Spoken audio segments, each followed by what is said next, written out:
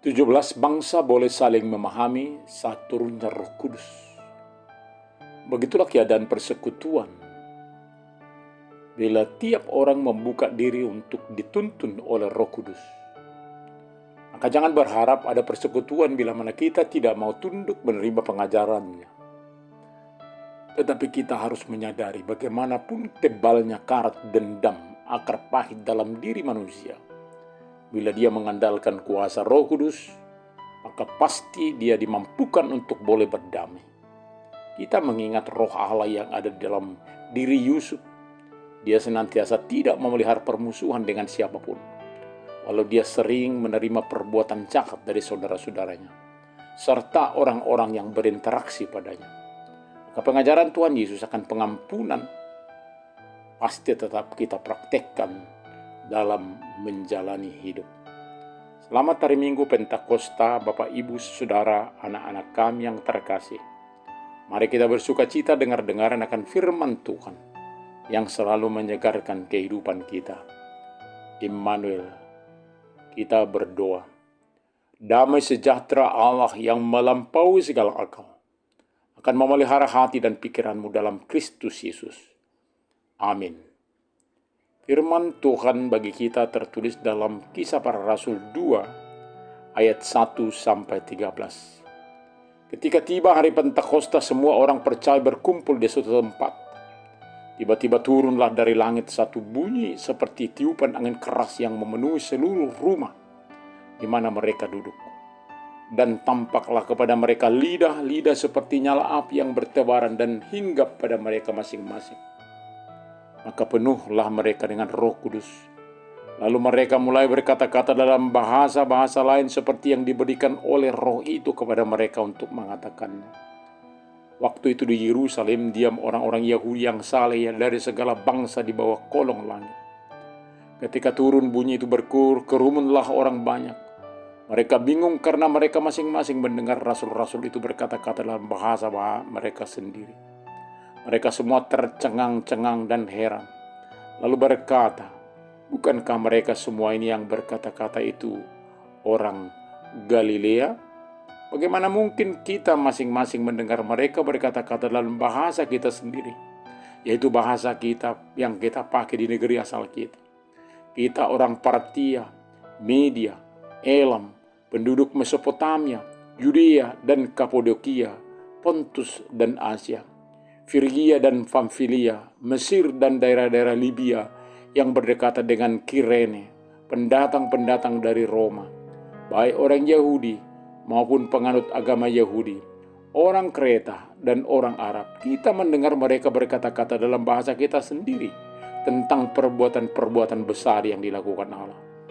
Mereka semuanya tercengang-cengang dan sangat termagu-magu sambil berkata seorang kepada yang lain, apakah artinya ini? Tetapi orang lain menyindir mereka.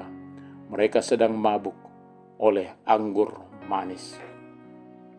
Mazmur 133 mengatakan betapa indah sesama saudara hidup rukun. Dan juga nyanyian buku ND nomor 122. Betapa bahagianya yang bersatu hatinya. Adil perbuatannya, jujur perkataannya. Ada banyak hal yang memisahkan manusia. Namun di hari turunnya Roh Kudus, manusia dipersekutukan. Bahasa yang memisahkan manusia di hari kedatangan Roh Kudus itu tidak lagi menjadi pemisah, namun bahasa justru menjadi kekayaan untuk mempersekutukan. Setelah Tuhan Yesus bangkit selama 40 hari, dia menyatakan diri kepada para murid, lalu naik ke surga. Mereka disuruh untuk menunggu kedatangan Roh Kudus.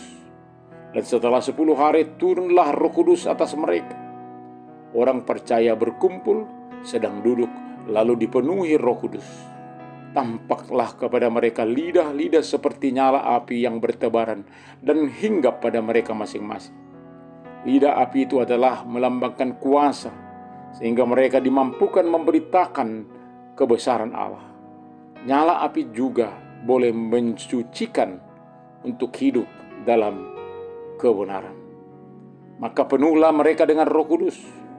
Lalu mereka mulai berkata-kata dalam bahasa-bahasa lain seperti yang diberikan oleh Roh itu kepada mereka untuk mengatakannya. Bahasa di sini adalah anugerah, bukan yang dipelajari atau ditiru. Bahasa itu boleh dipahami orang-orang yang hadir di sekitar mereka. Memang pesta di masa itu setelah 50 hari Pesah atau dibebaskan dari perbudakan Mesir. Pada hari ke-50 Tuhan memberikan Taurat bagi mereka. Begitu juga turunnya Roh Kudus 50 hari setelah kebangkitan Tuhan Yesus. Dulu Tuhan menurunkan Taurat di loh batu dan mereka kesulitan atau tidak mampu melakukan. Sekarang dituliskan di batin manusia dengan kehadiran Roh Kudus. Allah yang menggerakkan manusia boleh menikmati firman-Nya. Ketika orang banyak mendengar orang percaya yang dipenuhi Roh Kudus berbicara akan kebesaran Allah, mereka heran sebab mendengarnya dalam dialek bahasa masing-masing. Begitulah Roh Kudus hadir bagi semua bangsa. Tak satu pun tertinggal menerima berkat-Nya. Namun masih ada juga yang mempunyai persepsi negatif bagi mereka dengan menyindir bahwa mereka yang dipenuhi Roh Kudus sedang mabuk anggur manis. Di minggu hari peringatan turunnya Roh Kudus, baiklah kita bersuka cita menikmati kehadiran Roh Kudus yang senantiasa menuntun kita dalam menapaki hidup. Amin. Kita berdoa. Terima kasih Bapa. Kami bersyukur akan kehadiran Roh Kudus yang senantiasa menyertai kami di dalam kehidupan. Biarlah semua orang dapat bersatu oleh tuntunan Roh Kudus. Dalam nama Tuhan Yesus Kristus, kami berdoa. Amin.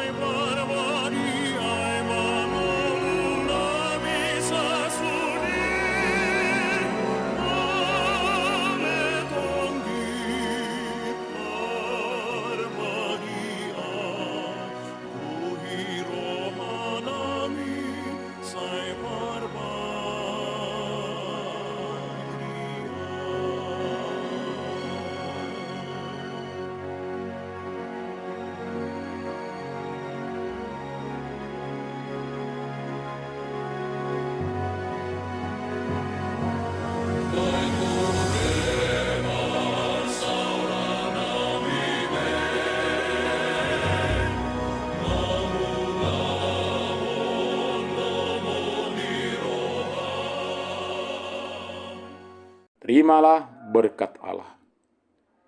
Tuhan memberkati engkau dan melindungi engkau. Tuhan menyinari wajahnya kepada engkau dan memberi engkau kasih karunia. Tuhan menghadapkan wajahnya kepadamu dan memberi engkau damai sejahtera. Amin.